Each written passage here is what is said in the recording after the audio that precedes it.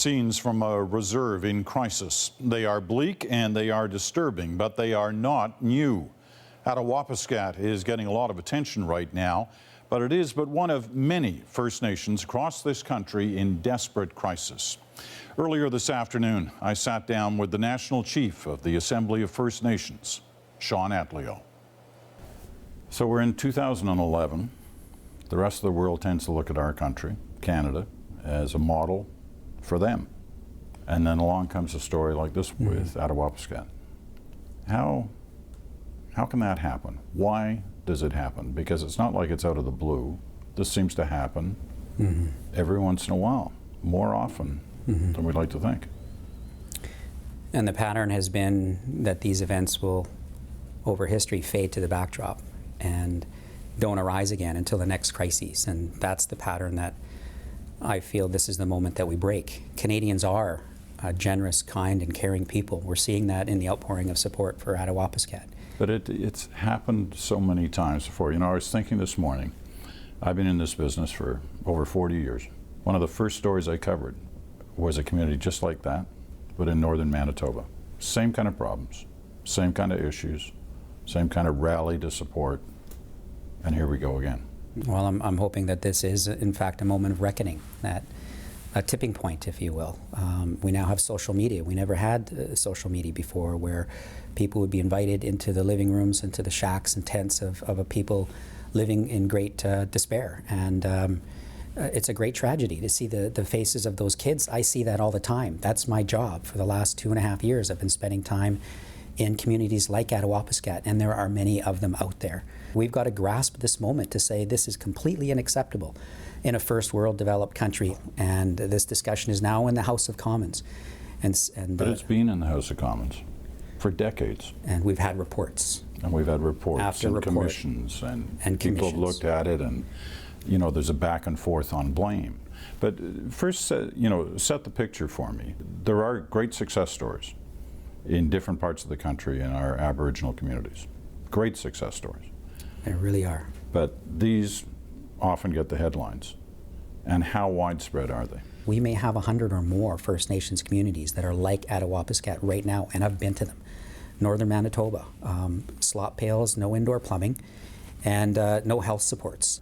You say 100 communities.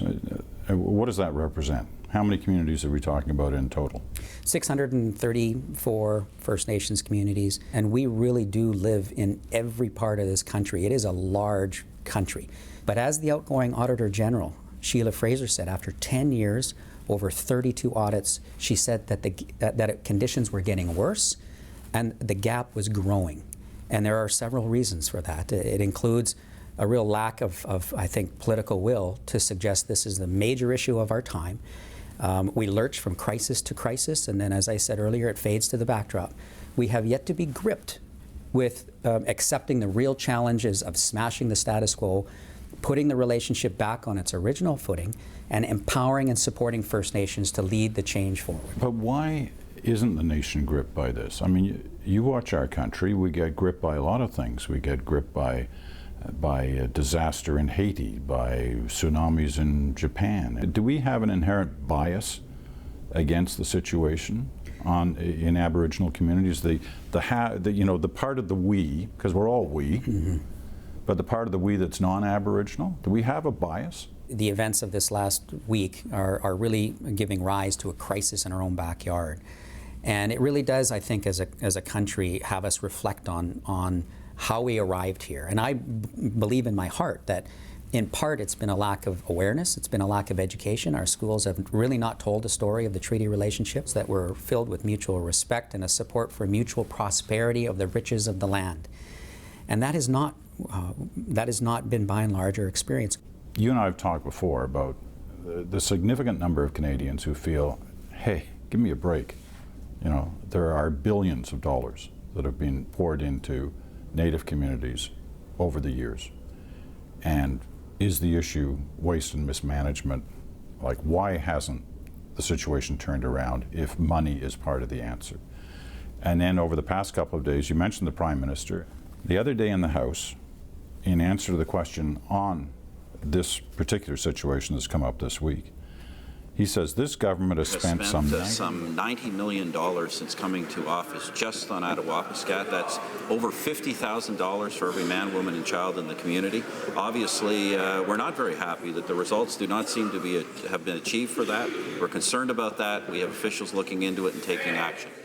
He's not the first politician to refer to a situation somewhat like that, raising the money issue. But he may well be the first time I've ever heard a prime minister talk that way. Were you surprised when he did that? Well, I am actually not surprised, but in some ways I'm thankful that there is the kind of focus and attention from all of Parliament. This can't be a partisan issue. If it was headlines about kids in Markham, Ontario, who were getting sick from unclean drinking water, would we be talking about the infrastructure investments in that community? I think what we would do is we would respond immediately to the needs of those kids, and then we would figure out what's the system's problem that we have in front of us. That's what we need in this instance as well. And so what I'm talking about is breaking the pattern of blaming and finger pointing. The incredible number of blaming and finger pointing when he raised that issue. I mean, I accept your analogy about Markham, but only to a degree. I mean, I can remember when, communities were flooded out along the Red River. People were suffering. Yeah. And others said, hey, we spent a lot of money to build a floodway so people live inside Winnipeg, not outside the floodway. It's up to them to solve their problems. You could argue that what was said in the House actually appeals to those kind of people who say, we've given lots of money. There's no answer for $50,000 per person over a 6-year period, and we're looking at ruined homes, lack of sewage and water, kids living in terrible conditions. Why? I think it doesn't help to begin with talking about numbers, especially when we don't have a shared sense of how to analyze them. And that's the pattern that we have to break. So we first immediately do what I think Canadians are well known around the world for doing, and that is we respond immediately to the great trauma of a fellow human being. You can catch the full interview with Shawn Atleo this weekend on One-on-One. You'll have several opportunities, and they're right there, the times on your screen.